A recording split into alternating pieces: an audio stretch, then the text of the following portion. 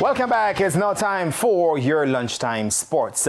With a depleted squad in New Zealand for their two-test series against the hosts, the Sunshine Girls have been forced to call on the experienced Romelda Aking-George and former player Carla Borrego to help rescue the series.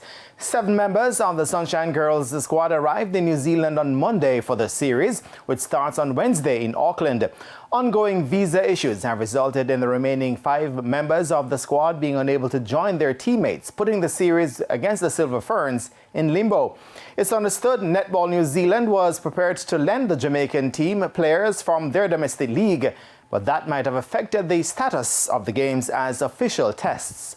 Originally slated for 3 matches, the series had already been reduced to 2 because of the delayed arrival of the Jamaicans to New Zealand and shifting of venues. The second match will be played on Thursday. With just 7 players available, the Jamaicans only have the requisite numbers to take the court and would be forced to play short if one of their players got injured. The Australian-based Aking-George gave birth to her first child in early August and was still playing in Australia's Suncorp League last year.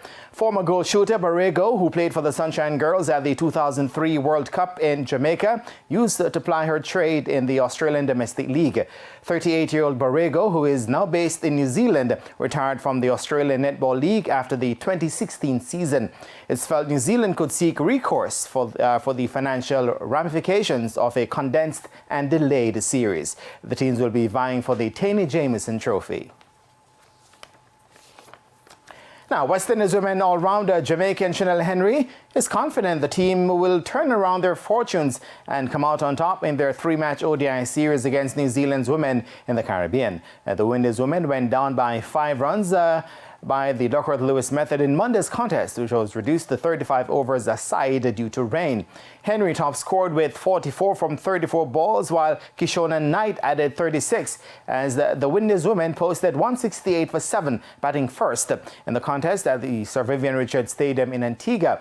New Zealand then got to 159 for 5 of 33 overs when rain once again stopped play, with the Kiwis ahead by 5 runs on Duckworth-Lewis. Susie Bates top scored against Hayley Matthews with 3 for 28.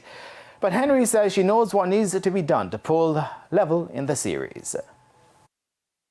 We did start it out well with the bat. I think for us now it's about getting through those middle overs better, where you know the spinners come on. I think once we could dominate those middle overs as a batting team, we will be scoring 230 plus runs for the remainder of the 2 games. And I think going out there, the fight that we showed as a team, as a bowling unit, I think if we keep doing that going forward, then there's no doubt we will level the series and then of course go on to win the series.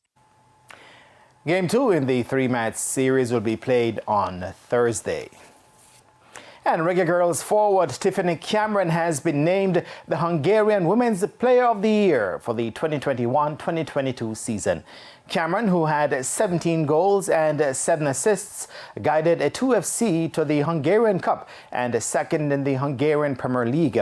She had missed the CONCACAF Women's Championships for Jamaica in July due to injury, but returned to club football and rounded into form, leading the goal-scoring charts of the new Hungarian Premier League season with 6 goals and 3 assists from 9 appearances so far this season. A 2FC is currently top the table with a perfect win record. Cameron has 5 goals and 3 assists in 13 appearances for the Reggae Girls.